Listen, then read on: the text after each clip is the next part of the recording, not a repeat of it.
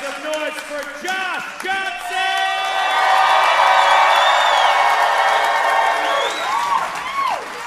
There's so much is going into the Super Bowl this year.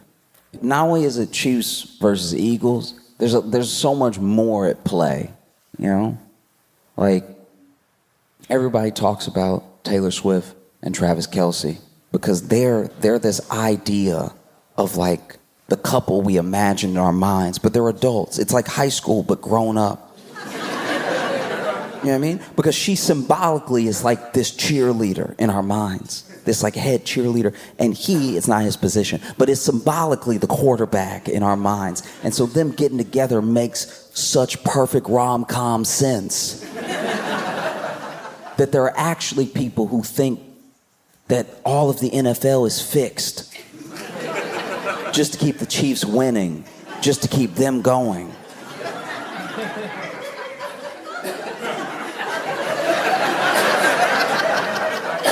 And honestly, you kind of have to give Taylor props. There are people that think she's so powerful. She is single-handedly shifting the course of the NFL. You know, because this is my thing with it. You know, if it's fixed, why would they be tackling so hard? You don't need to sell it that bad. If most of the teams know they're not going to the Super Bowl, I think you lay off of a couple hits. I don't think anybody's getting CTE as part of a script. I look at Taylor Swift, I look at what they did to Taylor Swift, especially that part of the season when her and Travis Kelce were just starting to date and they cut to her for no reason. And then people got mad that they were cutting to her. They'd be like, why do you keep cutting to Taylor? But Taylor can't control the camera. Taylor was just trying to eat. And then they cut to her, and then she's doing her best to probably not look annoyed, but also she's genuinely having a good time. She's there with her friends. Yeah, touchdown, yeah, right. But then people are like, why do you keep cutting to her? I don't know. This has never happened before. Cameraman's excited too. They might not even mean to cut to her every time. They're just probably like, man, this is a good play, but I wonder what Taylor's up to.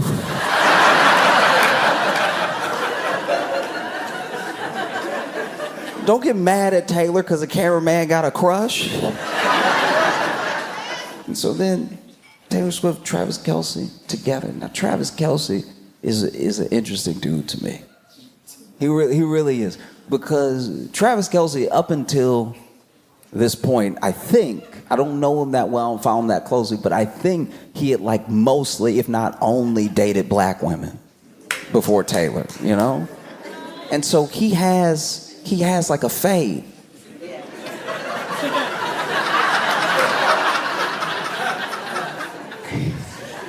So this dude has a fade, and people were asking him about his fade because he has his platform raised. He was already super popular, but his platform got knocked up a few levels by dating Taylor. There were more eyes on him than ever before. And so then, you know, everyone was asking him about his fade. And then about exactly a year ago, from when I'm speaking right now, they asked him about his fade and what it was like to like invent that look.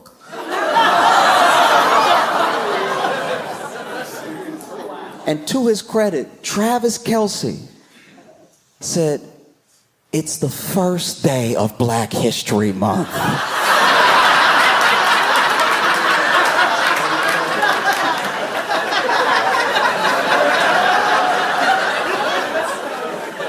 What are you trying to do to me?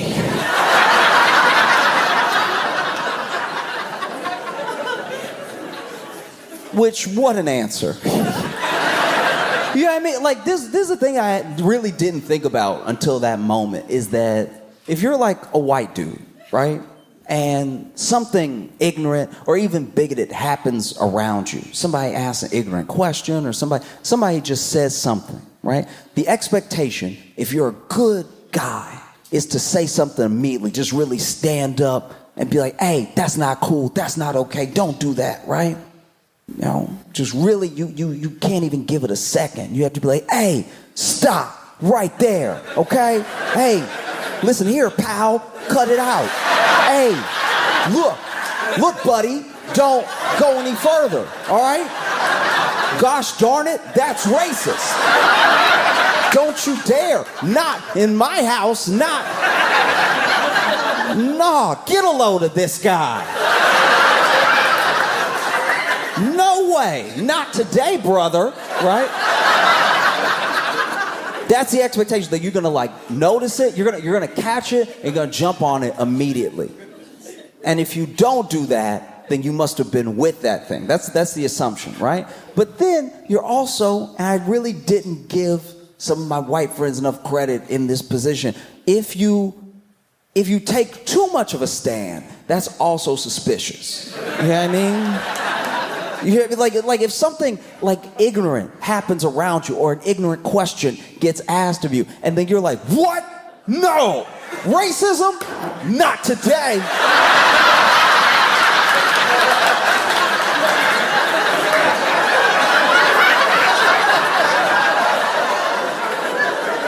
Nah, buddy, I'm putting my foot down. Like,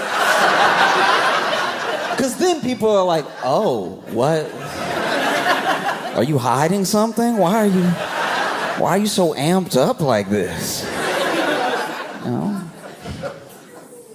And so to his credit, he's like, guys, look, it's the first day of Black History Month. What are you trying to do to me? All right? I didn't invent that look, okay?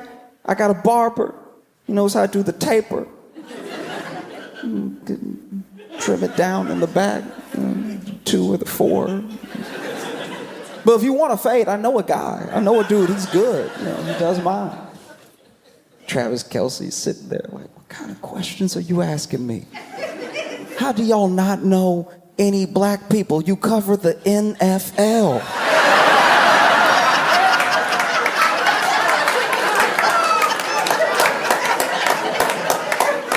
What's wrong with you? You know?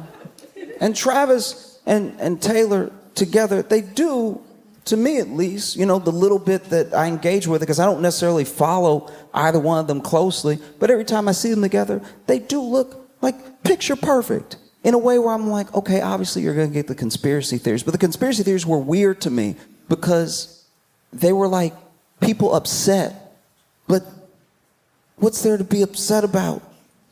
It's football. She's blonde.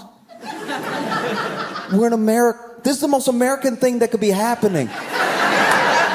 And there are people that are like, no, it's a psyop. I'm like, against who? It's a beautiful white couple. Who are we trying to trick? What is the plan here? That's how you can tell there's some people that just need to be mad about anything possible. I'm like, what?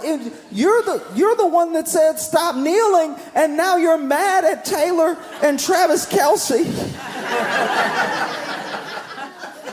for holding hands. What's crazy about the Super Bowl for me is that no matter who wins, no matter who it is, the celebrations I've always found very odd. You know? I understand celebrating when you get the touchdown. I love those. I hate it when the NFL tried to like clamp down on any showboat, any celebrations, because you just did one of the hardest things in the world. Imagine if you did that for like a scientist. Scientist finds the cure and he can't even do a little.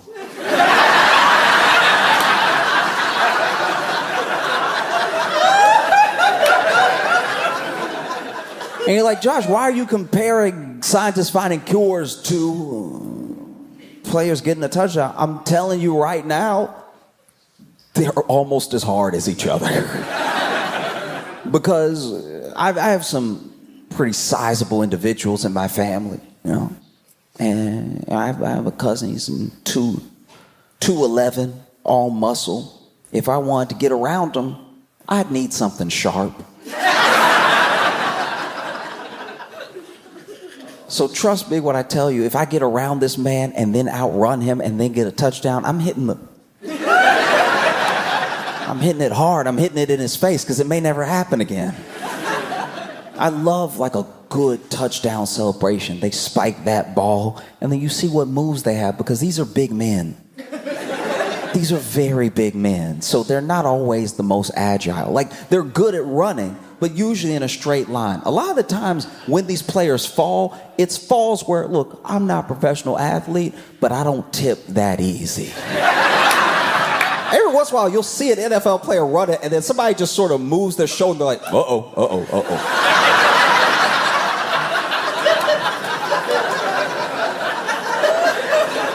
That's my favorite, is when they catch it, and then somebody's too close, and they're like, we going down, all right. No, but when they get in the zone, they've spiked the ball, there's a couple seconds left, and they're allowed to celebrate. This is when you could really do it. And they hit something you didn't even think was possible, you know. Really flowy with it. You know what I mean? They use their hips and stuff. And so, no, that's my favorite. I wish it was even longer. They should get more time to do it, you know? Like hockey has whole breaks for fights. You could let a guy run in and get on his hands and knees, and then the other guy's like, yeah!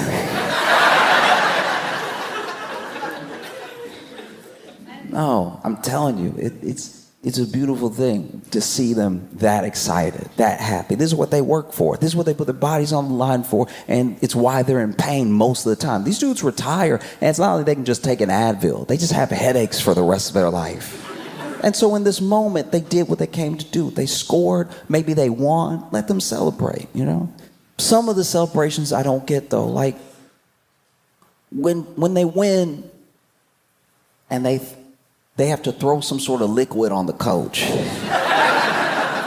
I feel like we never ask the coach how they feel about it. Because they don't always look excited. It's almost like a requirement that whatever it is has to have some ice.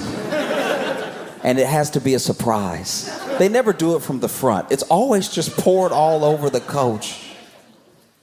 Why is it? They win. They did what they came here to do, and they look at the coach and they're like, yeah, drown him.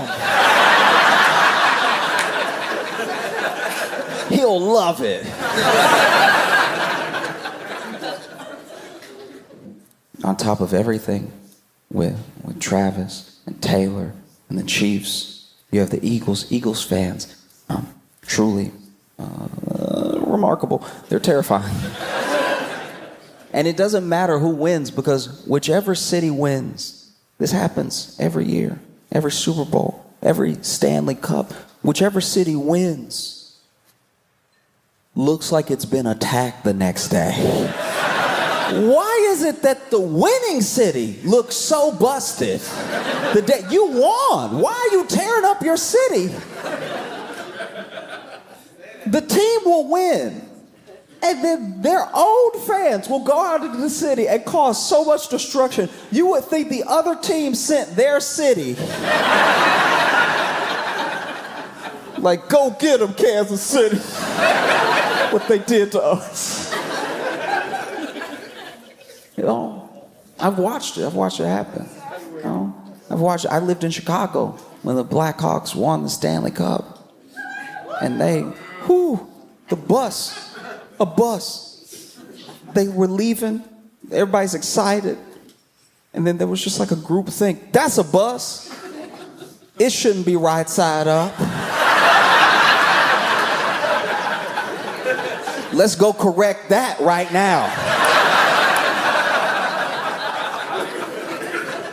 And then the bus driver is sitting in the bus like, y'all, I'm your ride. Why are y'all? We going down.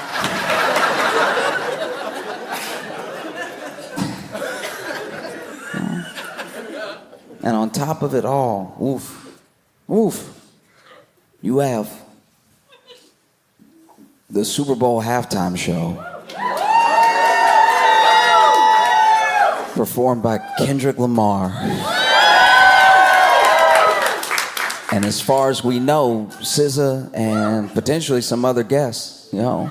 And this is wild. You know, Kendrick said it about himself, but truly, we're seeing astronomical, historical levels of him being the biggest hater in the world.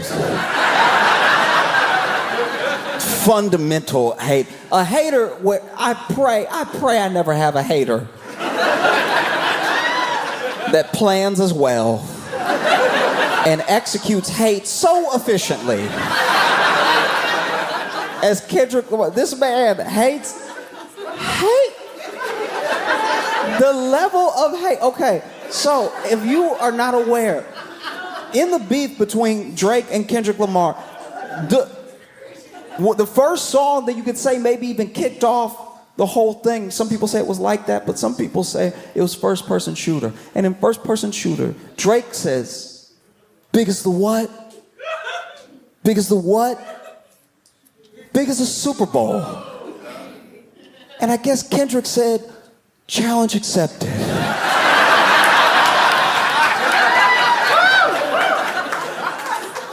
Because you're not ready for the level of hate I can bring.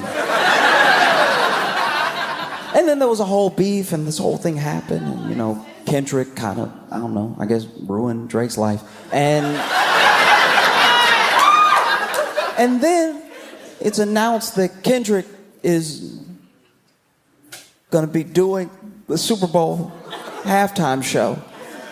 And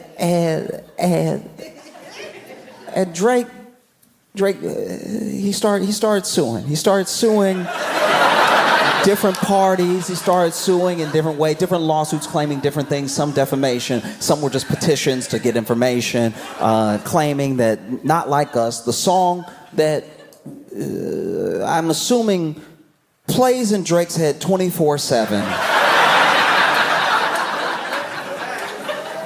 You know, that song that they use bots. They must use bots. That's why it's so popular and everything. And then he withdrew one lawsuit and he filed another lawsuit. And it would seem, I'm not Drake and I'm not on his team and I don't know his lawyers, but it would seem that all these lawsuits are to, in some way, hopefully, possibly, stop Kendrick Lamar from performing Not Like Us at the Super Bowl.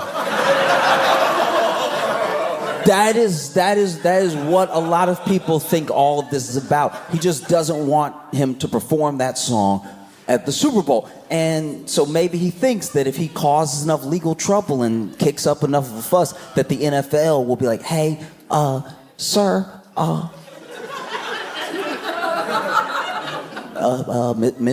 Mr. Lamar, Mr. Morale. I heard it, great album. If you could not do this one, because we just don't want to be involved in any suits and stuff. I think that's what Drake was hoping. And it appears that has not worked, because then a representative for the NFL came out and said Kendrick can do whatever songs he wants, whatever, it's his halftime show. So let him perform, you know what I mean? And that's got to be rough. That must be rough if you're Drake to hear that, because now all Drake can potentially do is sue sound. That's the only thing he hasn't tried. If he comes out and it's like, hey, anybody making noise can get it, all right? It's the only thing I can think of.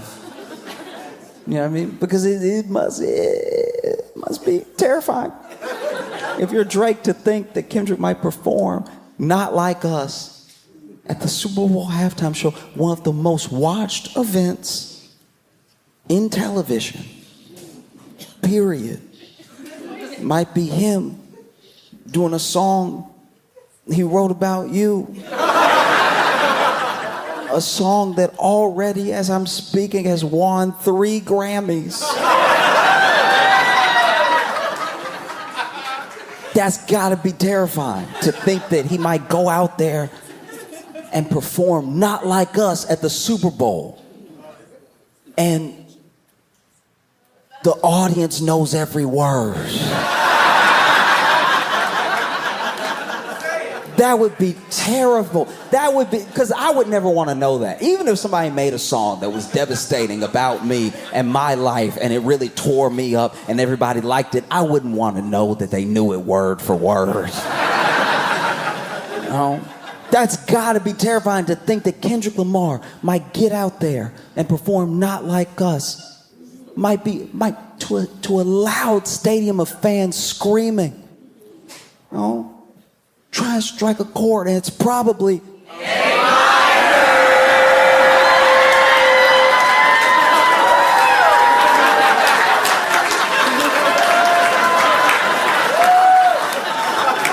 I think even scarier than Kendrick performing Not Like Us is the audience performing Not Like Us.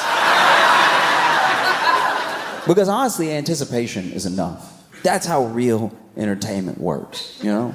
Whether he performs it 17 times or he doesn't perform it at all, it's already met the moment in that way, you know? Everyone kicking up a stink about it is what actually caused it to get so much attention, just to see if he'll do it, you know? I mean, I hope he does it. I kind of hope it's the only thing he does.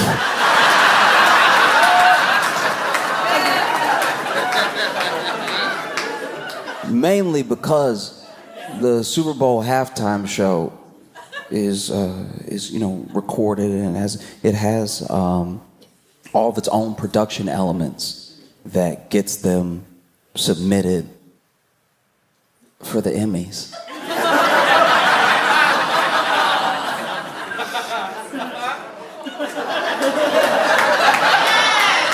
And so there's a chance that this Grammy-winning song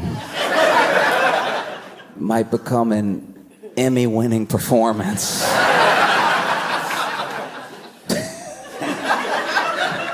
Oh. I will say, though, sometimes it feels like with sports, it's the only time you see so much investment. You see so much come out, like just thrill, agony, all these emotions around a dude's team, around that game, around players and stuff. And I think it's because like sports is one of the few places, maybe even one of the last places, that like a man can express all the aspects of human emotion. He can cry over his team losing. He can be elated. He can be like giddy like a little kid or something. And it's one of the last like socially acceptable places. It's very easy to say like, no, you know, just cry. It's okay for men to cry, but you're not ready. I love when people say like, no, come on. Just break through decades and generations of trauma to just like do what feels like what you want to be doing. No, the only thing stopping you is your mind. As if it's that simple, you know? Sports is one of the last few places that these bonds can be created and that you can fully express yourself. It even creeps up in little different ways. Things that you are innocuous enough, but they run cover for other things, right? Like, let's go. Every one of us here knows a man who has a water bottle. Maybe it's half full, maybe it's a quarter full, but he throws it up in the air. And it flips, and it flips, and it flips, and then if it lands right side up on a flat surface, he will lose his mind. He throws the ball up, it flips, lands right side up. Let's go!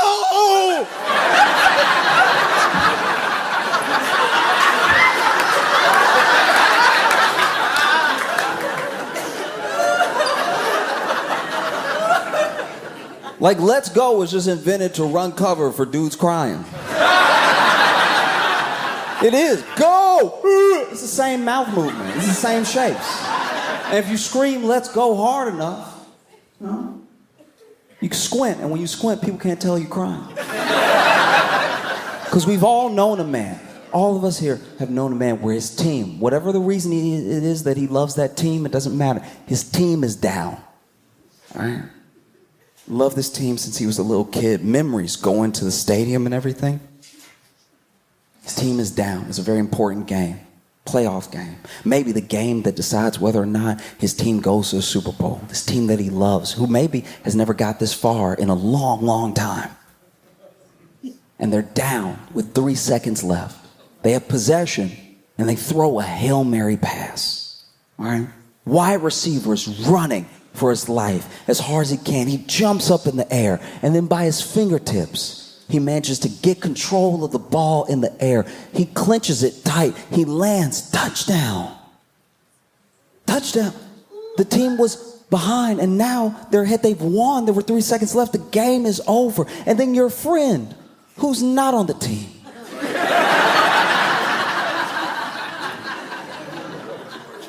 who's not at the game. Your friend on his couch pops up in front of the TV. Let's go!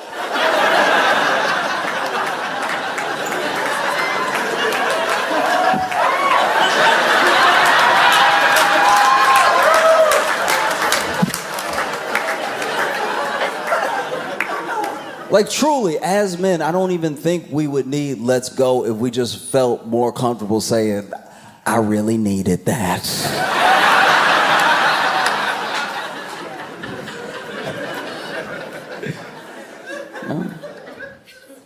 Because I even try now to add more sports analogies in the examples that I make, because I feel like it accesses some people who don't get what I'm saying otherwise.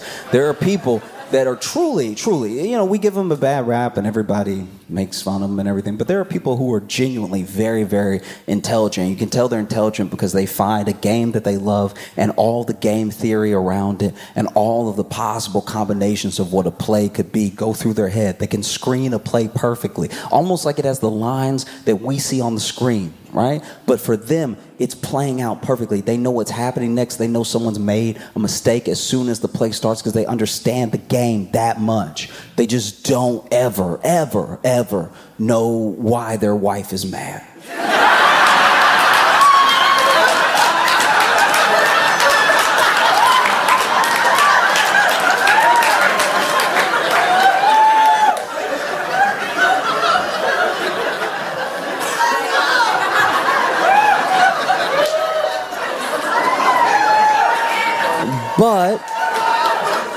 But I think if we incorporated more sports analogies in arguments, people would understand what went wrong. You know what I mean? Like maybe you're mad at your boyfriend or your husband because he forgot something. He forgot something that was really important, you know? And maybe it was like your sister's birthday and you had so much going on that you asked him to go pick something up and then meet you at the party. And instead of going to pick it up, he just met you at the party. And now the place is closed. And so it looks like you didn't get your sister anything. And so you're upset with him because you asked him for this one thing. And instead of doing it, he just kind of blew it off, or he wasn't paying attention, or he genuinely just forgot and then showed up and he doesn't understand why you're upset. But if you say to him, look, it was fourth quarter.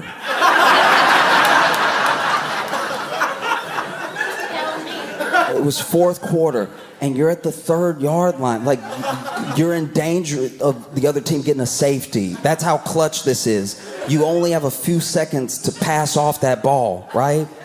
And if you don't do it just right, that's it, you know? We're not coming back from this, you know? And instead of looking out for your receiver who's wide open until 5 p.m., like I said, who's wide open. Instead of passing off to your receiver in that moment, you're looking at your tight end, you're looking at your other receiver, you're looking at defensive linemen for some reason, like your head is just in the clouds, and out of nowhere you allow yourself to get sacked, right? I'm telling you, that husband, that boyfriend, these are good people. He would be like, oh, damn.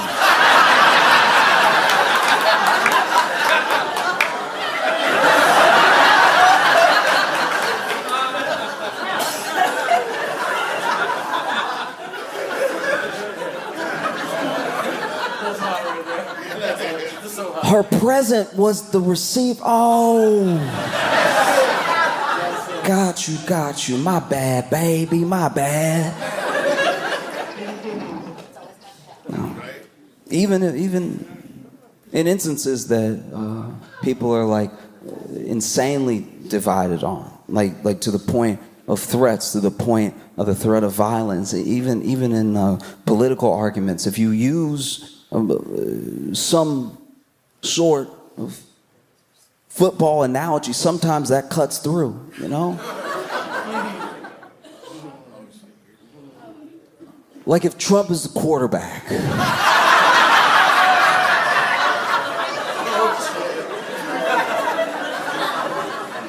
And he hikes the ball, because this is the play that he called. He called this play. This was his play that he wanted. He gets to call the play. Not always, not every play, but this play specifically. He called this play because he wanted to do it, because he thought it was a good idea. This was his play, right? And then everybody was open. The tight end was open. The wide receiver was open. All right, defensive backs. Everybody was doing what they were supposed to do. Everybody on the sideline was cheering, giving support like they were supposed to, and everybody on the field was playing their position as best as possible. And the screen was even working well. You know, everybody's moving out of here. People are wide open. And then your quarterback, rather than throwing what could potentially be a touchdown pass, he just sort of threw it out of bounds. Which is confusing. So the next time that y'all huddle up, you ask him, you're like, hey, what was that? What happened? That was the play that you picked. Why'd you throw it out? Were you scared you were gonna get sacked? What is it a time thing? You're trying to stop the clock? Like you're trying to give him the benefit of the doubt in as many ways as you can. Like, hey, so what's the plan here? You're literally bent over, huddled up, looking in close. What's the plan? What are you doing? What is the goal here? Because I thought I was playing my position perfectly, and then you do the. So what's next? What happened? Tell me what happened. And then your quarterback is like, I think the ball was black. I don't know.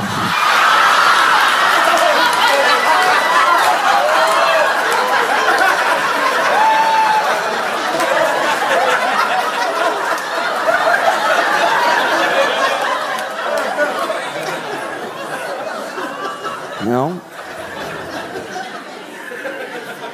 I'm just saying, right?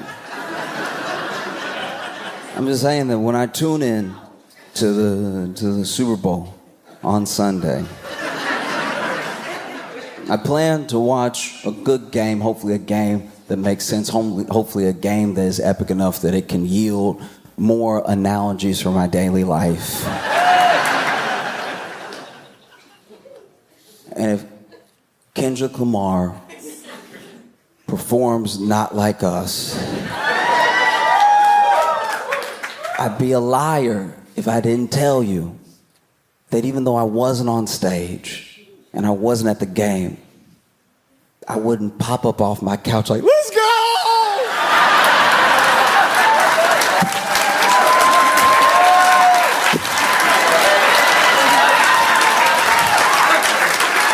Cincinnati, y'all been phenomenal. Thank you so much.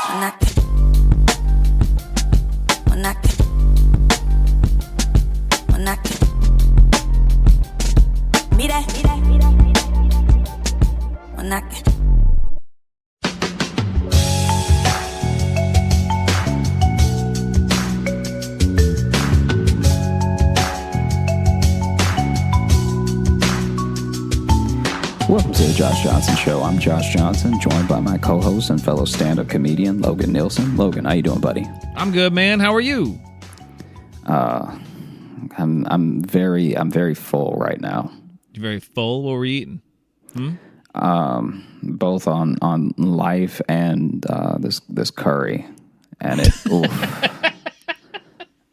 like all my movements feel off. It's really slowing me down.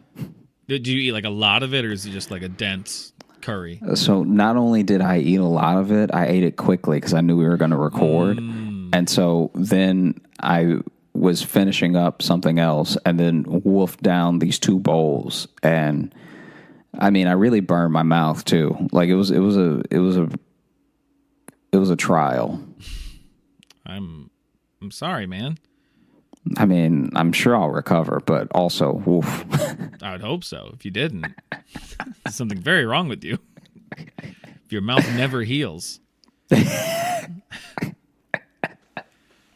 remember in Chicago? I know you do, but Blaze Pizza. Yeah. It's for people that don't know, Blaze Pizza is basically Subway, but for pizza. But also better. But better. You can't absolutely. do them like that. No, I'm just saying, but it's that general idea of you're going down a line, having it made in front of you, adding what ingredients you want, and then they put it in the brick oven right there. Yeah. And it cooks like that. That place, I was able to get into the habit of every time I went there, because they bring it right out of the oven, they call your name, and then you have your freshly baked pizza. And everyone, the first time they go there, they immediately dig in and burn the shit out of their mouth. So I started getting in the habit. I'd go there with new people, and then we'd sit down, and they'd all like start getting ready, and I'd go, nope, wait a second, it's gonna hurt. And I would just make everyone at their table just sit for a second. I'm like, trust me, you're gonna want to trust me on this. I've hurt myself too many times on the fresh pizza. You just put up a caution light right in front of their plate. I have a little timer, a little egg timer that I set for like 2 minutes. There's nothing that like in. makes you feel like an idiot more than burning your mouth more than once on your food. Because the first time is like, look, that could get anybody. All right, anybody can get got with that. Because it didn't burn your hand, so why would it burn my mouth, right? Yeah. But when you burn yourself that third time, you have to wonder, like, should I be able to vote? No, man, but you nailed it. It was like third time. But like the first time I went, I was like, oh my God, that's so hot. The second time was like, oh God damn it, I did it again. And then by the third time, you're just like, I need to learn. I need to be smarter than the pizza. Yeah. Because even when you pick it up, when you burn yourself that third time, you start to you really change your perspective on a lot of things. Like you've nailed it with the I need to be smarter thing, but I've also been like, how many more times am I going to burn myself? Like, because once I burn myself the third time, I'm like, I think I'm going to keep burning myself. I think I just don't know what hot is until it's been in my mouth too long. Right. Yeah. So no, do I understand temperature? Yeah. Now I always thought I knew what hot and cold were, but now I'm wondering, do I know it? Yeah. I mean, Blaze Pizza is well, that's even called Blaze. It warns you. Yeah, they tell you ahead of time. I'm sure this is gonna be hot as shit. Before Blaze, they were probably called like Robachinos or something, and they were like, everyone is burning themselves. Everybody's immediately burning their mouths. We need to start calling ourselves. How about blister mouth pizza? No, 2 on the nose, a little gross. Yeah. What about char mouth? And it's like that sounds bad. Like a Pokemon. Yeah, and then they were like, how about Blaze? Blaze, there we go. Come on. Blaze sound good? Yeah. Sounds like an American Gladiator. Okay. All right. That's what I do. Because our pizza will punch you in the fucking mouth.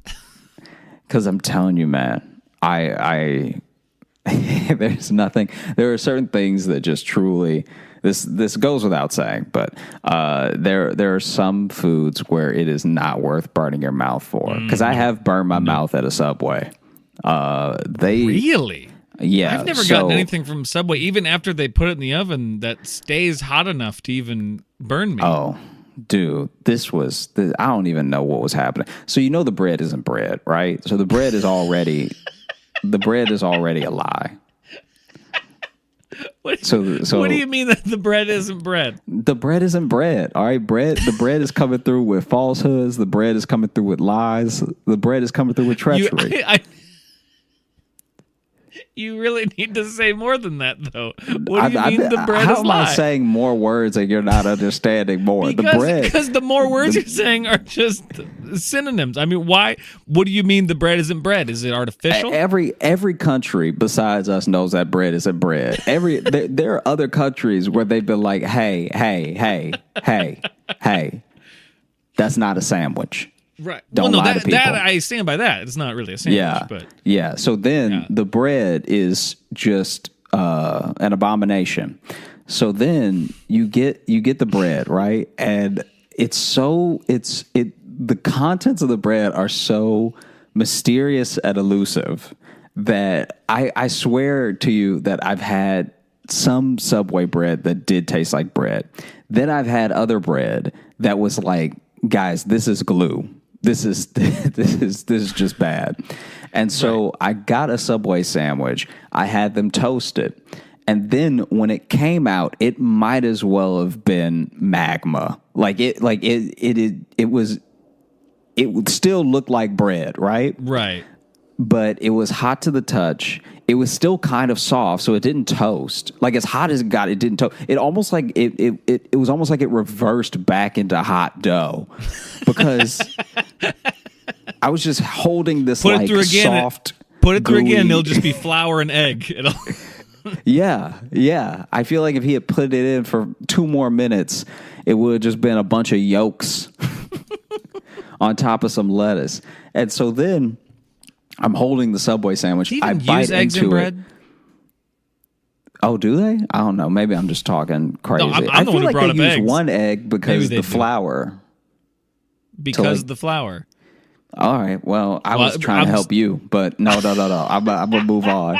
I'm just gonna wrap it up real quick. So then, basically, You think for how much British Bake Off I'm watching, I'd know what goes into bread, but I don't. I just know they go, I've got to get in the prover right now, otherwise it won't be ready to knead. That's all I know. It might be water and flour. I think it's water and flour. I don't know if they put eggs. I mean, maybe that's why I'm no person to judge because I don't actually know what goes in bread. I just know that Subway bread isn't bread. Can't wait for the emails about how to make bread. Yeah, right. Anyway, here's what bread is, you into it, dipshits. Yeah, go ahead. and it burned me so fully. It burned me. It was one of the first burns that I got of food where I actually tried to spit it out. Because you know how when you burn your mouth, you try to you almost cough out the steam because you're just like all that stuff. And I didn't do any of that. If you close it in, it gets hotter, so you have to just leave your mouth kind of open. Right. Give it a little steam shoot. I didn't do any of that. I bit it, burned myself, and then just let it fall out of my mouth. And Blah. it took way too long to fall out of my mouth. This was not bread. This is insanity. Yeah. And so then I felt like it was so bad that I wanted to make a big deal out of it, but I didn't want to end up like the hot coffee McDonald's lady. You know what I'm talking about? Remember they handed her the hot coffee and she burned her whole midsection because the coffee was dangerously hot. Yeah. That's what it felt like what this bread was. It was like, you shouldn't be serving bread at that temperature. Right. All right. So then already that was your first mistake. Then you didn't even give it a second to cool. You just cut it and handed it to me. And I could feel how hot it was through the paper. And I was like, he just served me hot metal. And so then, it was my fault for biting into it, but I immediately tried to spit it out. But it was coming out of my mouth too slow. I feel like I burned. I did just burn my tongue and the roof of my mouth. I burned 3 lip hairs. 3 mustache hairs came with it. Just got singed on the way down. Yeah, you smell burnt hair now. Yeah. Because the bread touched your face. Oh, it was bad. That's interesting, though, you bring up the hot coffee McDonald's lady, because that's always one I love telling people about, because everyone just knows it as some idiot burned themselves with coffee and then sued McDonald's because the coffee was hot. It's like, that's not what happened. She got 3rd-degree burns and went into shock. Yeah, it's also great marketing on McDonald's part because that's the story they told. They did a great job of twisting it, but actually she actually won. She got McDonald's to pay for her medical bills because she didn't want a huge settlement.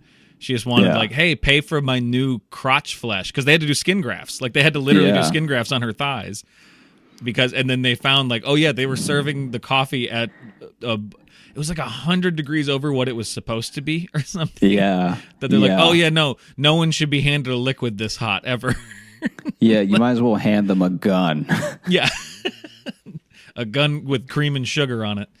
And and so she was in the hospital for like a couple weeks, and then she sued McDonald's to be like, hey, can you help me? It's my skin. And she won. So really it's a story of a lady beating a corporation with her singed thighs. But You may have to cut this. I'm just telling you now. okay, great. But it is as terrible as what happened to her was, and McDonald's really put her through the ringer to get that money. Yes. They did not make it easy. It was No. it was a long, arduous thing. But imagine it to me, in a very removed way, it feels like when my friend's place got robbed and they had insurance. So then the insurance covered a lot of stuff, but it like in order to cover some of the stuff that got robbed, they just basically got money to buy new versions of that stuff. So they ended up having like a new, better TV for the TV that got stolen, and Right, yeah. new window panes for the window panes that got broken and stuff like that. And I'm just imagining what it would be like to win that settlement and get a whole new pussy.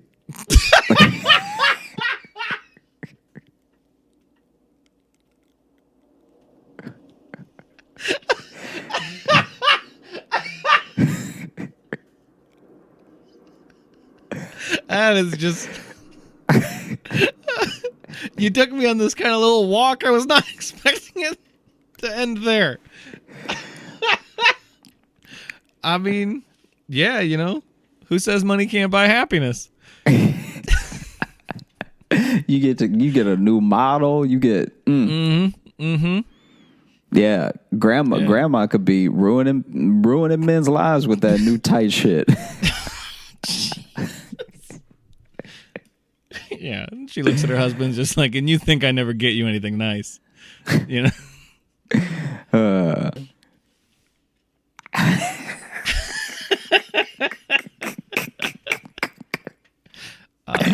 It's even worse if the pussy shows up in a box, Yeah, here's your new one. And just like IKEA, it's like missing 2 screws.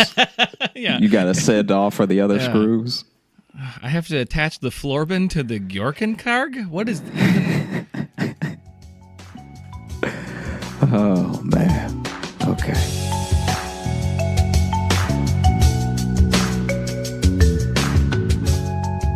So I have a question for you. Yeah. Do you believe in any sort of like clairvoyance, or like being able to see the future or have influence in any way on predetermined events, like premonitions or horoscopes, any of that stuff? I mean, not really. Like, I don't necessarily think I don't believe in psychics necessarily, but I don't know. There's some weird shit like I've heard of or witnessed. You know what I mean? Like I've had like relatives that have like weird, like they call somebody and just be like, hey, you need to check on this person. And then they go check and like they were having a stroke or whatever. And this other person like, wow. Yeah, my cousin had one of those. It was a weird one. And like she just knew that someone needed to check on one of our uncles. It's like, so like that stuff kind of like weirds me out of like, And then like really vivid deja vus are super weird because I kind of have them as dreams ahead of time. Like I'll have like a dream of something, and then that's where I'll have the deja vu later of like, ooh shit, this is what I saw like in my dream. And I know the thing with deja vu is like it's just something that can happen often enough that your brain just kind of, I don't know, recognizes it as the same. But so I don't know. That's kind of, I know it's a really non-committal answer I just gave you, but I don't necessarily believe in like looking at a crystal ball and be like, this is what's going to happen. But like that was Dracula. I don't know. I did. Yeah, Dracula I was voice. like, why is that a vampire? Call me now and I will read your tarot cards. Yeah, I think that was my Dracula Miss Cleo, by the way, is what I was doing. Yeah, no, I could tell. What about you? What about you? Is that that impression is very racist to people who don't exist. All those Jamaican vampires. Ooh, we gonna get some emails. Y'all out here playing games. Okay. Hey, I just want all y'all Jamaican vampires to know that was not me. Okay. Ooh, you gonna be in trouble. Because I know at least one of them from Twilight gonna come after you. Well, I guess I need to take this opportunity now to apologize to the Jamaican vampire community. No, it's too late. You can't do the apology in the same episode you did the thing. I gotta wait for the backlash. Then I gotta. Yeah. I mean, I don't know. I guess I'm glad you don't have Twitter because they be coming for you right about now. That's true. Well, you can get a hold of me, man. So just call me now. Oh, okay. We double it down. Okay. Yeah, I'm a bad boy. I'm an edgelord, Josh. Come on. Yeah. No. Yeah. What about you? Believe in fucking psychics? What do you? Here's the thing. This is genuinely, I think. You look at people who look at someone like Usain Bolt, right? So he is one of a handful of people, maybe 3 people in the entire planet that can run as fast. Who's a Jamaican vampire? Yeah. You're half right.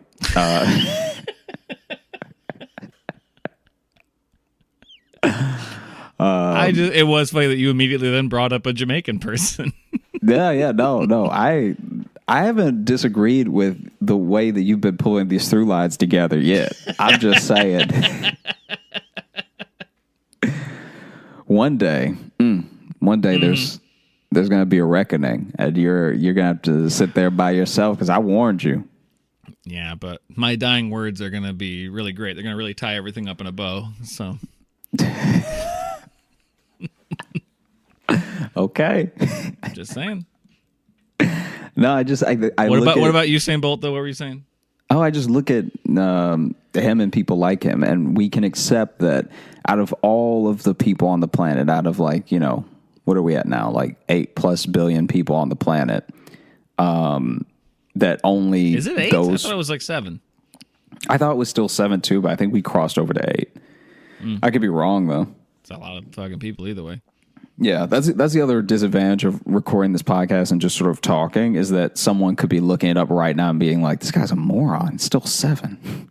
Where do you get an extra billion people? If they've been listening the whole time and this is the first time they think we're morons, then good for us for tricking them for so long. So, I mean, sure, yeah, that's true. But I look at him and the Olympians at his level, and it's like, okay, out of 8 billion plus people, only 3 people can run that fast, and we can accept that. But then if you tell me that someone has some sort of other ability, I'm like, no way. And it's like, maybe just out of probability, maybe out of the billions and billions of people, a handful of people have some sort of feeling or notion or whatever. I can accept that. I don't know if I fully believe in it as like a science or or spiritualism as something that is accessible to everybody. I think that we've proven for the most part that the spiritualism in the 1800s and early 1900s was a complete scam, and how they pulled those scams off. But I do think that there are little things I have heard, kind of like what you're talking about with check on this person, and then it turns out they were like, we do have little shared experiences of like, and maybe energy is the wrong word, but we do have that about each other. It's like that feeling when someone's staring at you and you can just feel it, even though they were behind you and you had no reason to see them. But for me, some people are more susceptible than others to like just the energies of other people, and I don't mean energies in like a like kind of a hippie way. I mean like the literal energy that comes off of creatures. And it's why dogs are so good at like sensing things around them and stuff. They're more attuned to that kind of electromagnetic field or whatever. It's people can be more susceptible like But I think we talked about on a recent episode, but it's like why it's one of the theories of why some people go to like quote haunted places and they feel like, oh, I feel ill in this room. It's usually because there's a lot of bad wiring around there and they're super sensitive to that.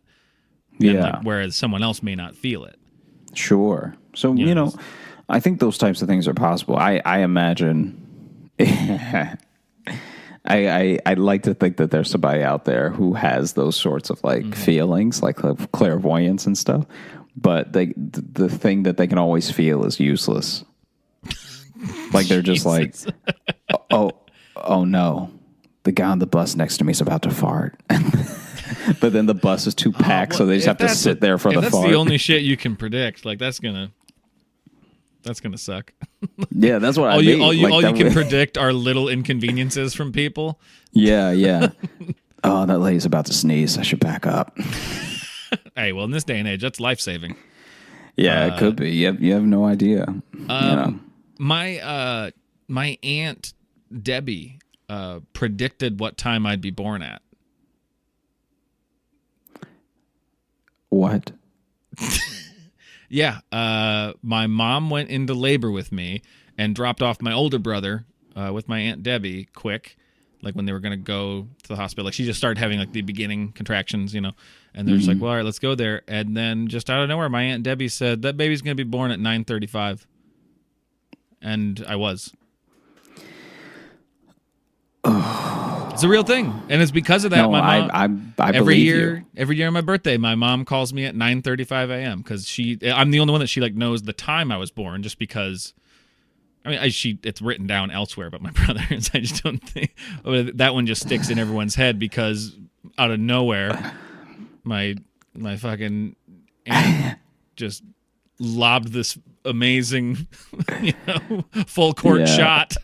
9:35 buckets. Turns out your aunt was also like a midwife, so she just can tell from the contractions, like, oh, this is gonna be a 3-hour baby. It's gonna take a while. Is that the spinoff to 90 Day Fiance? Is 3-hour baby? But yeah, so like that. That's fucking weird. Yeah, I have nothing more to say about it than that's fucking weird. Was that just a really lucky shot? Maybe. Did something tell her 9:35 in her head? I don't know. Never really asked her. I wouldn't even want to know. I wouldn't even broach it. She might accidentally tell you how you die or something. You don't even want to know. That's a question. That's one that always comes up with people. If you could know about your own death, would you want to? Like if you knew when you were going to die. Yeah. I guess that then leads to the other question of like, if you found out, could you change it, or is fate sealed? And so, right. I guess if I could change it and it was something very dumb, then I would try to both find out and change it. But if it was something that was like a little bit more inevitable, I would just try to enjoy my life as much as possible until the point. Yeah, that's the thing. It's like if this is like, oh no, you're going to die in this day no matter what. And it's like, well then I'm going to live for that day then. I'm going to do everything I can to just have fun and make people happy. Yeah. But if someone was like, and I don't got to worry about really saving money because if I know what day I'm going to die, you're going to die at this club. It's like, oh, I just won't go. I already don't like clubs. They're too loud. Who dragged me there? That's like the prediction is of a place I don't like going. Like I don't even like bars like that. Why'd I go there? Yeah. It's funny that you mentioned your aunt because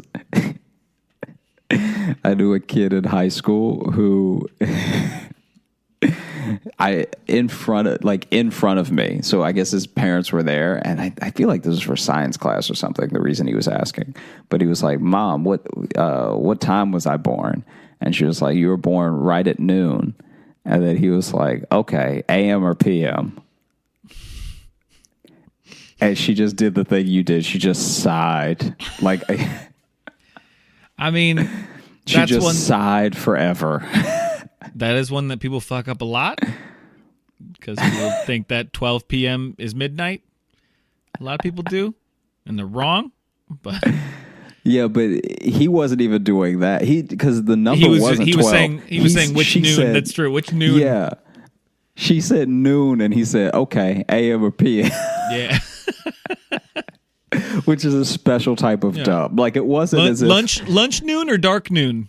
Yeah. Which noon was I born at? That dude, and then she went, and disowned she him. exhaled like it was tobacco. Like it was a huge cigar. Oh, man. Yeah, I don't know. I have been thinking about it a little bit just because, I have had my own run-ins with fortune tellers that have not been pleasant. God, that is a loaded intro. I've had my run-ins with fortune tellers. So, because I grew up in Louisiana, and so when I would go to New Orleans, and this is much later, this is like when I'm in college and going to New Orleans and stuff. When I would go to New Orleans, they're just in like French Quarter and stuff, and you're just right. You're just chilling. As somebody from Louisiana, how big is like the for lack of a better word, the voodoo stuff down there? And I don't mean like everyone's practicing it, but I mean like how much of it is put on for touristy stuff in New Orleans, and then how much of it is like still kind of a cultural thing circling? It is.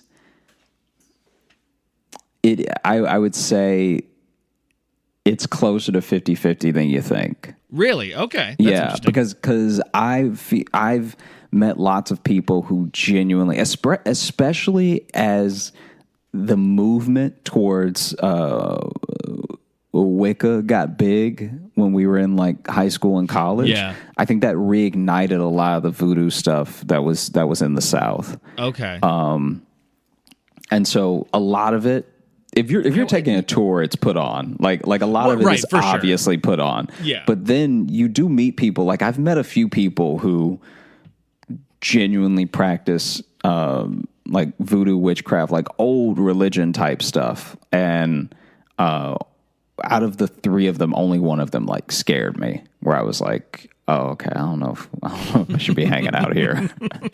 Yeah.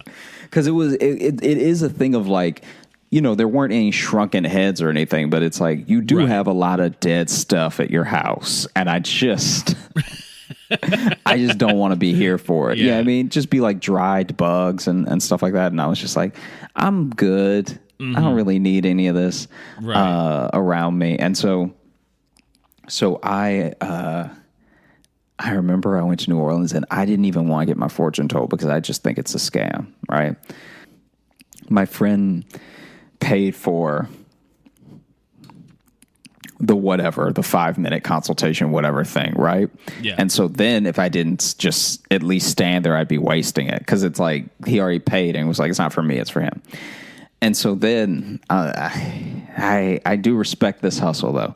So then he pays for my fortune to be told, and then the fortune teller lays out the cards, like these are tarot cards, right? Yeah. Lays out the cards, lays out the last card, and goes, ooh, and then scoops up all the cards, and then walks away. And I was like, I think you just paid for me to now believe in that thing, because now I got to track this person down.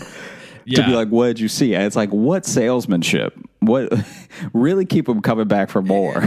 Maybe it was like a card that was showing your friend killing the fortune teller, and she's like, well, I gotta go. No matter what it was for the fortune teller to be like, oh. Yeah. Maybe what if just fortune tellers get bored, and so like every 30th customer they just do something like that? Yeah, that's how they break their shift. They flip a card, like, you gotta go. you need to get out of here now.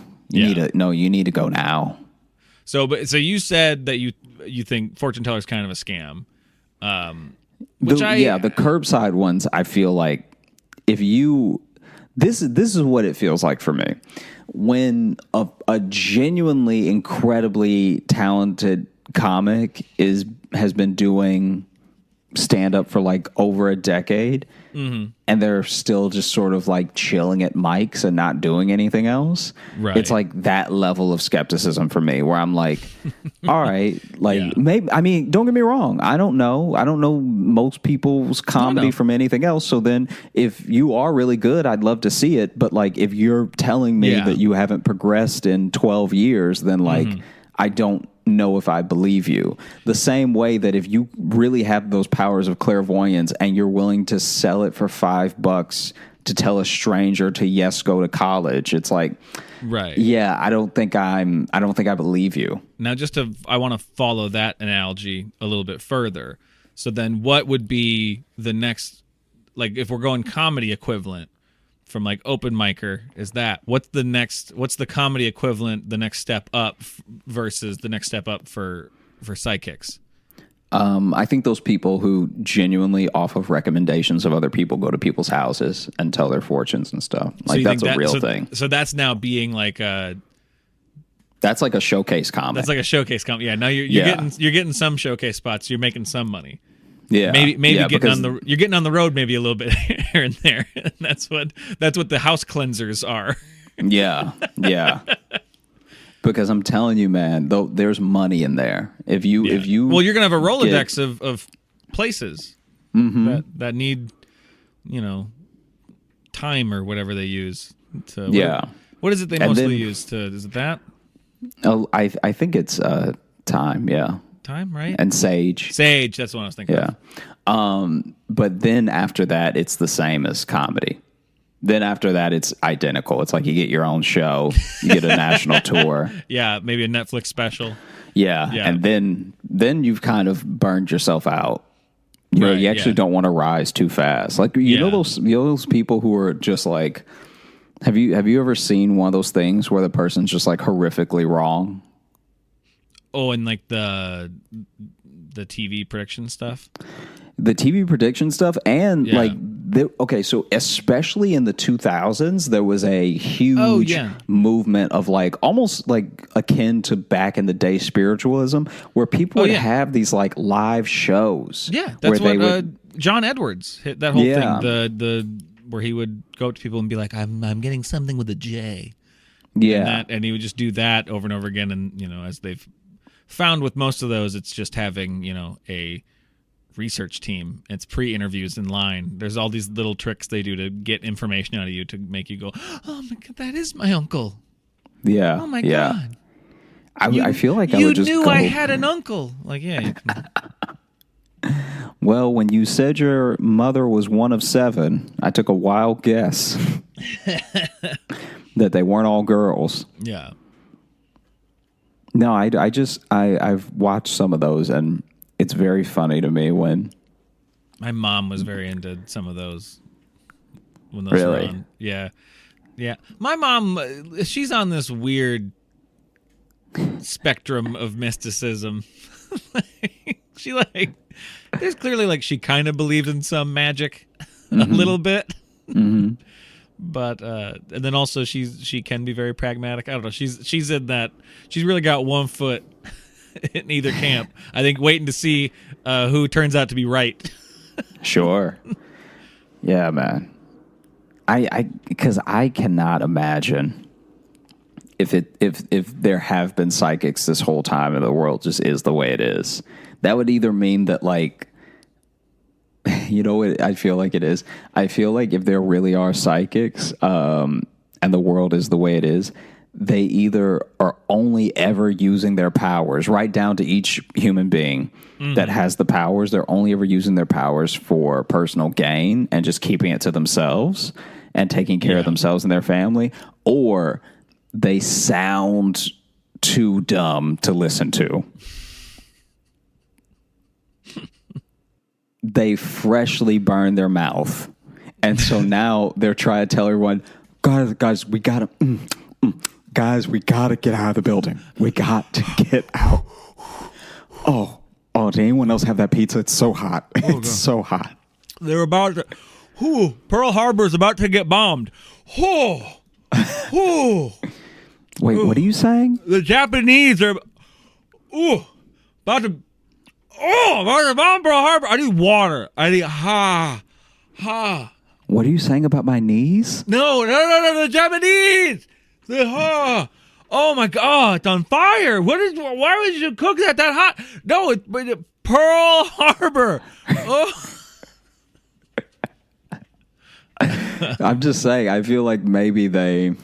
Or, here's my thought. What if they can predict the future, but then they can also predict that if they tell anybody how they're going to make it even worse. So they got to be like, I got to just keep this to myself. I suppose so. That actually would be a dope movie premise. That's an interesting to movie be idea, like, right? Yeah, the psychic who knows he can't listen to his premonitions. Otherwise, it will just screw up time. What would be really funny about it is that all of this stuff is happening on this like Inception Christopher Nolan level, but the actual story world is taking place with a guy just like sitting on the train. Because in his mind, he's just thinking about what would happen if he did the thing, and then what would happen, and then what would happen, and then what would happen. Oh, shit. And I just realized it that would just movie. be him sitting there. That movie exists. I just realized. What is it? And it sucks. It's the movie. Are you going to say Next? Next. With Nicolas Cage? The Nicolas Cage movie. Because Not quite, though. Not quite, though? because with Nicolas Cage. Okay, so but it's the same thing though, where it's like it ends. Spoiler alert for Next, but it goes through this whole action movie of him predicting stuff. But then the whole conclusion is that he realizes if he meets this girl, it all goes that way, and so he walks away from her. Like that's kind of how it all goes, isn't it? Or it takes a huge step back and undoes a lot of the movie, where it's just you realize that's all just premonitions. Yeah, I feel like it did to the middle of the movie, though. Maybe maybe not when he met her, but also, this whole butterfly tangent effect was too. Yeah, sure. Butterfly effect is a much better movie. Damn it! This movie's been written and it wasn't good either way. I had a good movie in my head. I remember it being fine when I first saw it when it came out, and then I'm sure if I watch it now, I'll be like, there's major plot holes in it, which is fine. But when you have a movie that has like strict rules, and then you at one point you just decide to not follow the rules, because that's like how he gets out of prison, is by the movie breaks its own rules. I feel like we started on a talk about if we believe in premonitions and stuff, and we've now moved on to spoiling every movie from 2005. Well, I may not believe in psychics, but I could have predicted that would happen. I knew this would go off the rails enough. I knew it. I knew we weren't going to stay on topic. Anybody want to know the international treasure? I'm crazy out here. Hey, I'm holding back right now to going off on butterfly effect more, so, Yeah, this is honestly the movie version of the air hockey conversation for listeners. This is this. I can only imagine if you really thought we were going to go somewhere interesting, and then we were like, yeah, but our movie idea. No, Someone watched our worst pitch meeting happen in real time right now. Oh, I would love it if we did a pitch meeting where in the room we realize the movie we're pitching has already been made and we don't like it. Imagine that, like doing that, like at a conference table with studio execs, and then be like, "Oh no, wait, that's like Next. Oh, that wasn't good. Never mind. Thanks for having us." Yeah, I'm so sorry to take up literally any of your your day. Now those Danishes out front, are those for anyone or? I find when you have to ask, they're not for you. No, they're not. You got to be confident and take them. People usually tell you when the Danishes are for you.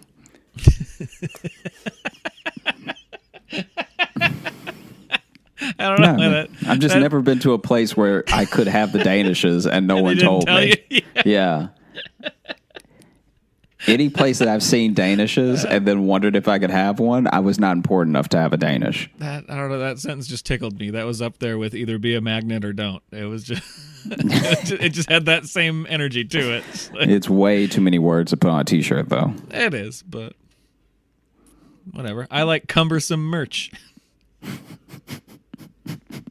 Is that the name of the company? Yeah, that's my new merch company, Cumbersome Merch. We make T-shirts and stickers that are all just fucking heavy.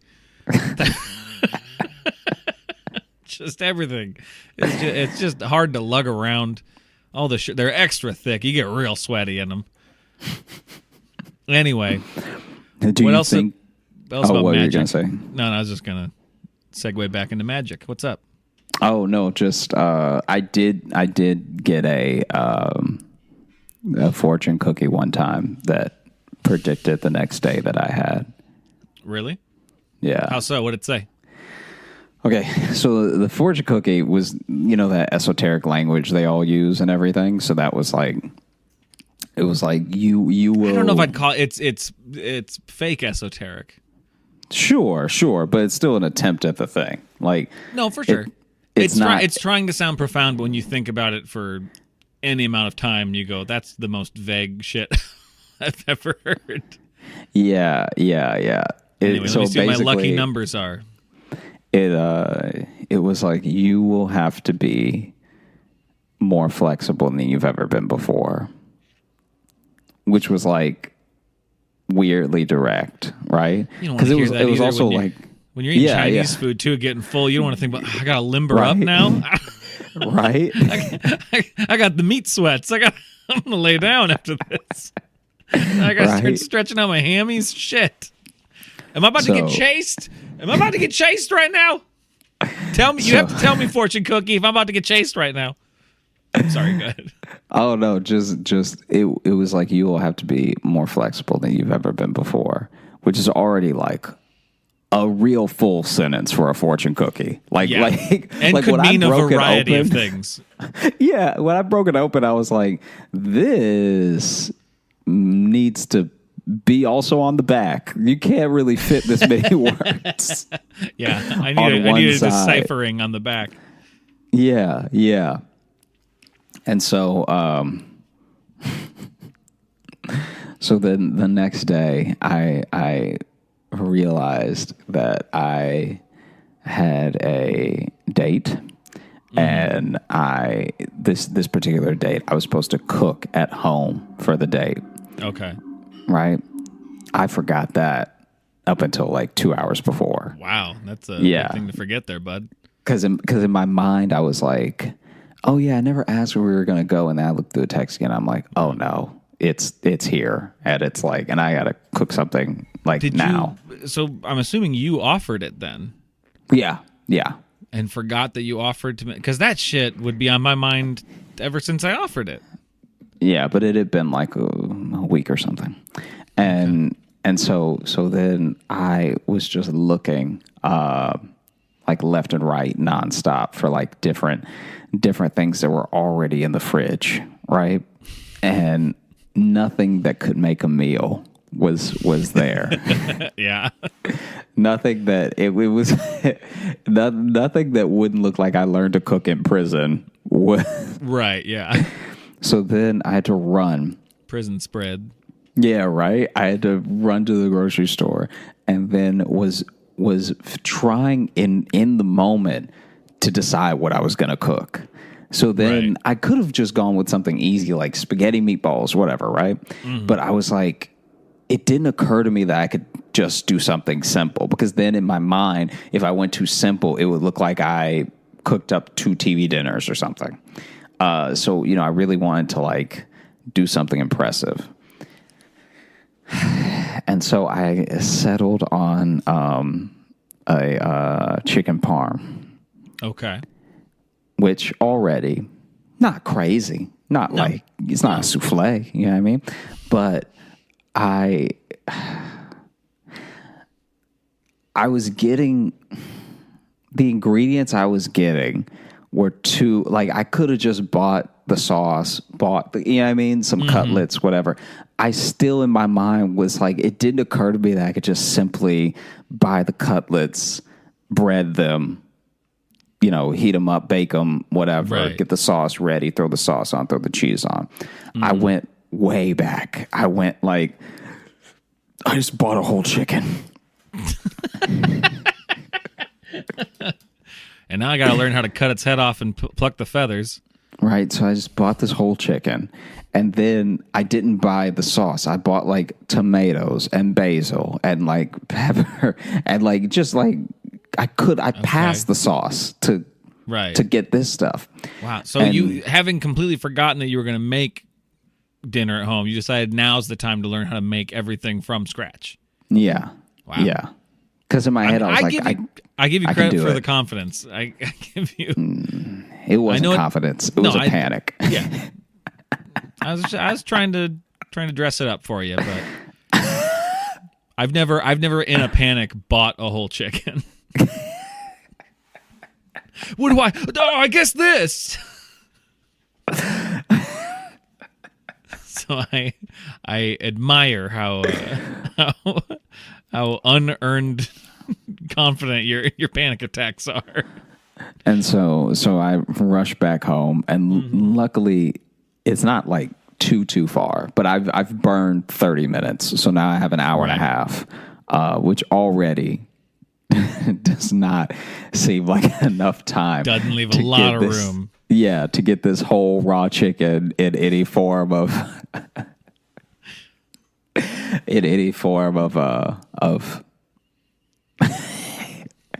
edible without poisoning both of us. Right. Wait, so did you decide to try to cook the whole chicken? Yeah, in my mind, it was going to be quicker to cook the whole chicken than cut a piece off and cook it. Obviously not. Fucking obviously not. Because I also thought much faster to just cut a little piece off and cook I thought the juices would flow better and stuff. I thought like. Wow. And so then I was trying to do so many things at one time. I was like grating the cheese because I had bought a block of the like Parmesan cheese. So I was grating the cheese onto a cutting board, and then I was also chopping up the tomatoes and like dicing some onions, all the stuff. And then the chicken was like, right on the stove and everything. Right. And then I don't remember what I was trying to do that I had to move the chicken, but basically I was also trying to make this like appetizer that was also breaded. So maybe it was like mozzarella sticks or something. I was trying to make something that was like that also breaded. Too. Jeez. Yeah, this was a bad idea. And then I end up moving the chicken. I'm now really glad that my panic attacks are I just kind of sit down and freak out for a while and don't decide to just plan a 3-course meal from scratch. I'm glad I panic differently. 3 courses, please. So anyway, you already got apps in a whole chicken. So anyway, I had to move the chicken to make more room because the kitchen was not like a real kitchen. It's like a half kitchen. So then Where was this at? Was this It was in Chicago. Was this your studio? Oh, yeah. Yeah. This is, and so then I move the chicken from the stove to the fridge, and the fridge door is just staying open because I'm just in and out of it, like grabbing stuff, putting stuff back, everything. And then I am trying to basically get these mozzarella sticks ready because in my mind, this is also very backwards, but in my mind, I was like, if I can at least get the mozzarella sticks done, I could always... Yeah.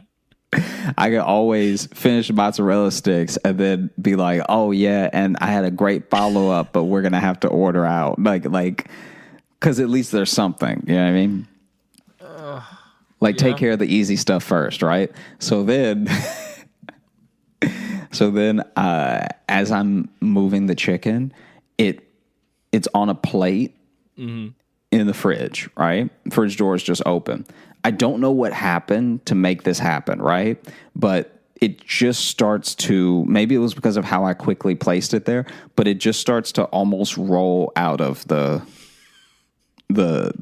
off of the plate and out of the fridge. Yeah. And so then I make a jump to catch it because I'm like, this chicken cannot fall on the floor. Right. Like I'm already not making a good dinner. You know what I mean? And I've done all the stuff, like where you take the syringe and you put it in the chicken and stuff like that. Like I've already.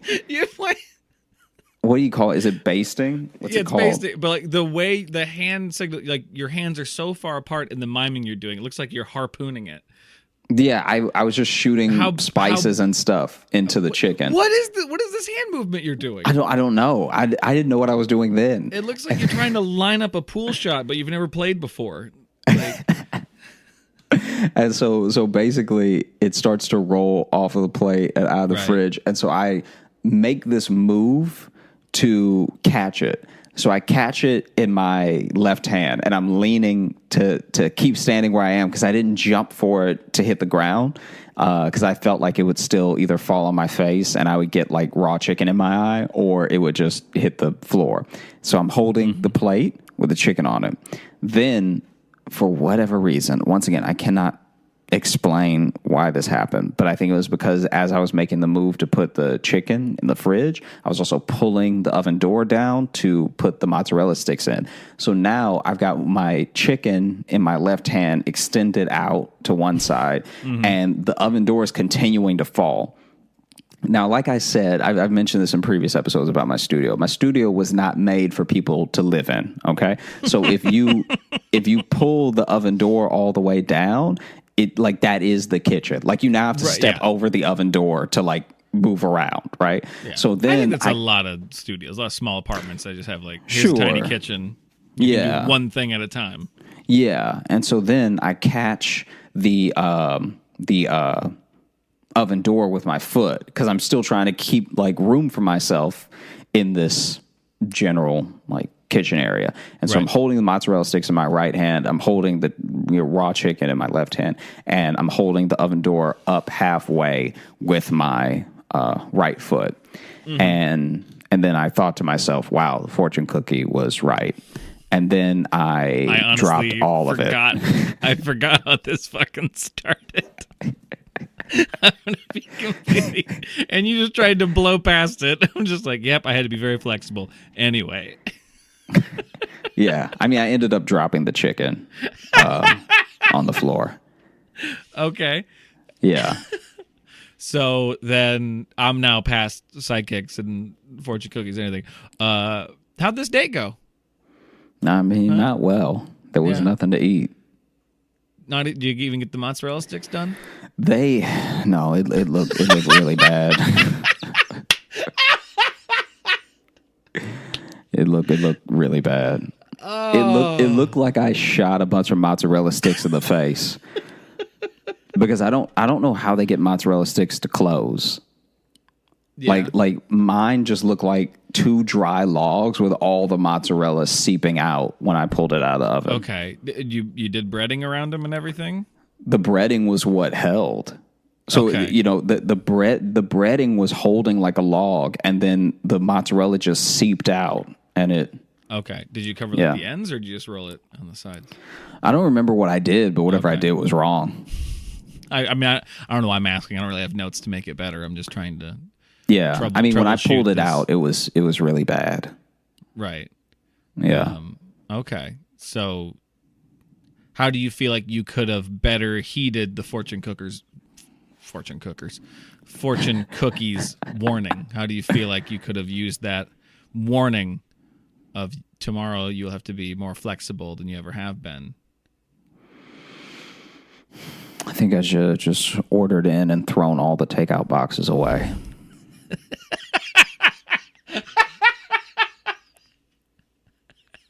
I should have just lied. Yeah, 100%. Is what I should have done. Because now I bought a whole chicken, dropped it on the floor, and everything that I squeezed into it is just shooting out. It was like a firework, like a poultry water balloon. Yeah, because it hit the ground too hard, so then it just exploded in my kitchen. So that's the other reason I didn't get anything else cooked, was because I spent that whole time that I had left cleaning up the walls and the floor, because I was like, even if I cook the most amazing chicken parm now, it's going to smell like raw chicken juices all in my kitchen. Oh, man. My favorite thing about doing this show is how we can start with any topic, of even starting with mysticism, the idea of premonitions and psychics, and it still ends with you just dropping shit. I've never I didn't even know a chicken could do that. Like you would think the chicken had way more holes than the one that I was putting all the juices into. Right. Because it legit it was like someone put a stick of dynamite in it, because it obviously it didn't explode where there was like a chicken wing over here and a thigh over there. But hey, if anyone would find a way to do it, it'd be you, bud. But dude, when I tell you, I could swear that I dropped it from maybe slightly above waist height. So it's not like I threw it down or I was holding it up and it spiked it in victory. Yeah. And the way that it shot, just turmeric and chicken stock juices all over the drawers. Mm-hmm. My sink wasn't I had to clean my sink because it some of it was it got everywhere. It got in the fridge door because the fridge is still open. So now there's chicken juices. The fridge door. I was so angry. I was so upset because at the moment that I caught everything, I really felt like I was styling on life. Right. Because it's ooh, I caught the chicken. I got the mozzarella sticks. In my other hand, I got the oven door. I felt I felt like a single dad. You know what I mean? Yeah. Really, just doing it all. But then juggling all the responsibilities. I dropped the chicken and got chicken juices on my knees, and then the mozzarella sticks burned out. They just leaked immediately. Right. And so then I just had a bunch of chopped tomatoes on a cutting board next to some Parmesan. And a sheet of melted mozzarella. Yeah. I didn't even have if I had lettuce, I could have made some sort of caprese salad or something. But I didn't even have any lettuce. I didn't think to get any. Mm-hmm. Well, I think that settles the debate. Fortune cookies are real. Yeah. It's actual magic. He should have been more flexible. He needed to be. All right. Mystery solved, I think. Yeah, if you ever get a fortune cookie that's a whole sentence, you should burn it. Yeah. Do you think that solves it or just gets it out of your mind at least? I would be interested in what burning a fortune from a fortune cookie would do. Well, I mean, probably nothing since they were just something invented by a guy in San Francisco. But and they have no ancient mysticism wrapped up in them at all. Sure, but I'm just saying, maybe if I burned it, then, I would have been able to at least throw together some hot dogs. Why, you think that would have made the date go better? I think having she came over to your apartment, any food prepared would have made it better. I don't know. For me personally, I'd rather know someone screwed up trying to make something good than if I got there and they're like, "Yeah, I made hot dogs." And I'd be like, "Okay, really? Would you rather? Yeah, have a hot dog or not eat?" Those are your options at 7:00. Well, we can always go somewhere. Yeah. So we can always go somewhere. I'd rather do that than have apartment hot dogs with a person I'm trying to get to know. How are apartment hot dogs worse than... You said that they're worse than baseball stadium hot dogs. When you're going to someone's apartment expecting dinner and that's what they have, that's just a letdown. Because you don't even have to cook those. Can I tell you though? Can I tell you right now? Look, I'm just trying to be honest with you. Let me tell you right now. Go ahead, you sound a little bit like a gold digger. Okay. Oh, okay. All right. Because I'm out here trying to do my best. Okay. Yeah. And you're throwing chicken to the ground. Whole chicken. All right. Yeah. I already told you. So yeah, you bought the whole chicken. You had no idea what to do with it. No, see, this is how you get and you do that, and you try to vamp to find something to say back because I'm right. I'm right. You're not right. You screwed up by buying a whole chicken and having no idea what to do with it. That's on you. That's your fault. Look, all I'm saying is, if I attempted to cook you a nice dinner, right, then you want to come over to my place and scoff at my apartment hot dogs, as you call them. I wouldn't scoff at them to your face. I'd eat the hot dogs and be polite, and then You know we'd what? never go on another date unless You're you were like You're unless, trifling. unless we really hit it off, Josh. We could really hit it off. You're trifling. Yeah. Yeah. Yeah. Because I'm out here doing my best. Okay. I hope you like your dry mozzarella sticks, because apparently your standards, I can't beat them. So let me give you what I got, which was the crispy, burnt, breaded part of the dry mozzarella. Mm-hmm. To go with my floor chicken. Chew on that. Yeah, you really got me, bud. You really dunked on me by making me eat the food you fucked up. You really got me. You really got me with that conclusion there, buddy. Yeah. Oh, you think you're so high and mighty? Eat this horrible thing I made. Yeah. You're a bad person. What does that even... I don't even know what you're trying to prove. Yeah. No, in real life, the date was fine, especially after I explained what happened. It was funny because after I explained what happened, there was this moment where what you're talking about should have happened, where this person should have like scoffed at me and been like, wow, this guy does not have it together. But then maybe it was just the way that I described it. They acted like it happened to me. So then... Were they like, I'm so sorry? Yeah. Which is actually really nice of them. That is really nice. No, and I'm not saying they should scoff at you and write you off. I'm just saying... You're going to start at a deficit if you invite somebody over for a nice dinner and then all you have is hot dogs. That's what I was trying to convey.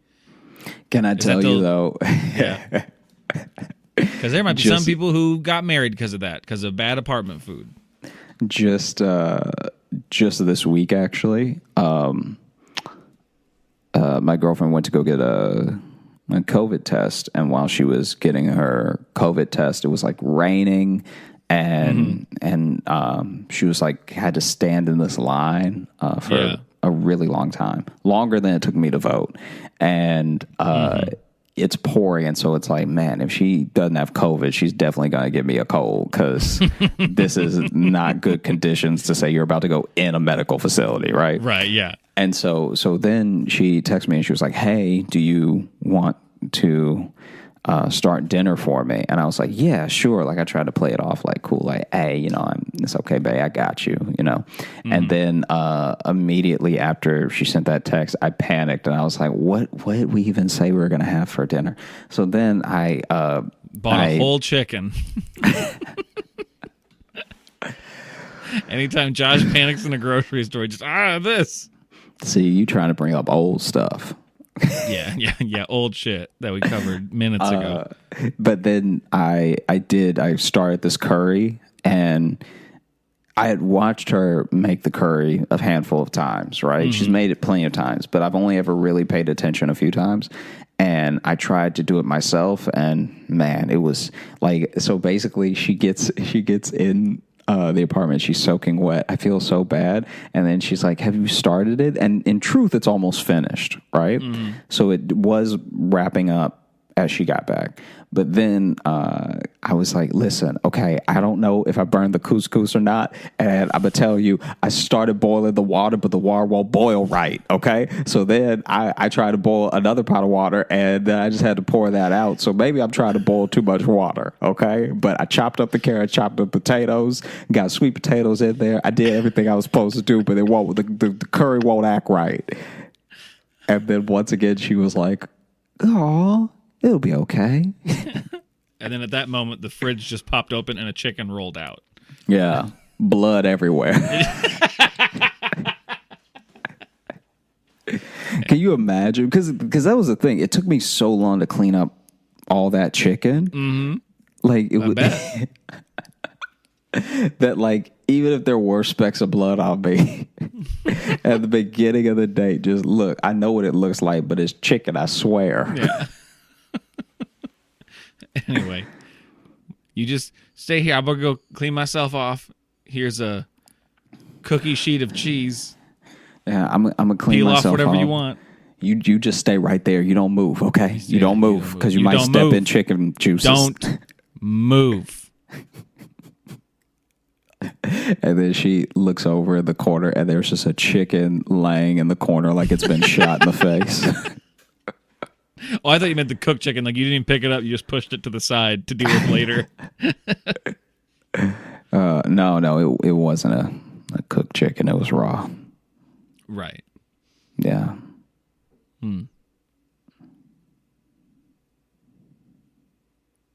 Should have been more flexible.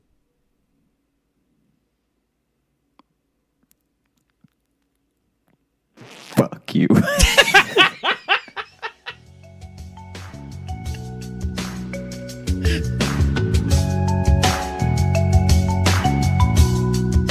Thank you so much for listening to the Josh Johnson Show. If you want to follow us during the week when we're not doing the show, when we're just living our lives, you can find us what? I just like that. That's true. I know, and I just like the explaining of if you want to follow us, not at this moment, but if you want to know what we're doing aside from this. No, it was a good explanation. It just, I don't know, made me chuckle. Where can they find you, Josh? You can find me on Instagram at Josh Johnson Comedy, on Twitter at Josh Johnson, Facebook at Josh J Comedy, and YouTube at Josh Johnson Comedy, where we are going to be posting full episodes of this very show. Might and if you're be looking this for one. Logan, Really depends how Logan's editing goes. Maybe this is one. We'll find out.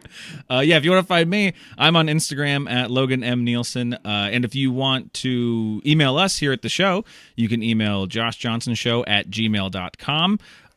We're actually coming up this next week. We're trying something different. Instead of our Monday minisode, we're doing a little mailbag Monday.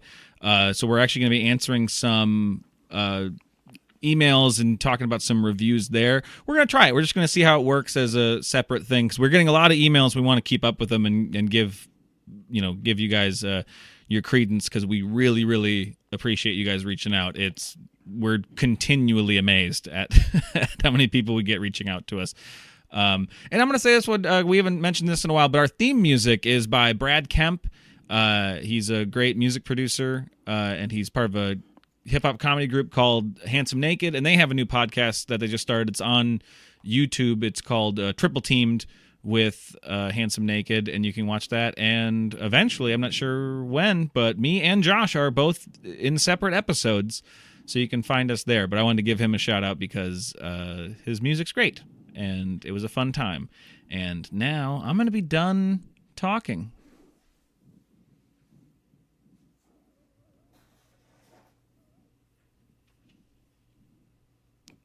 Should I stop recording?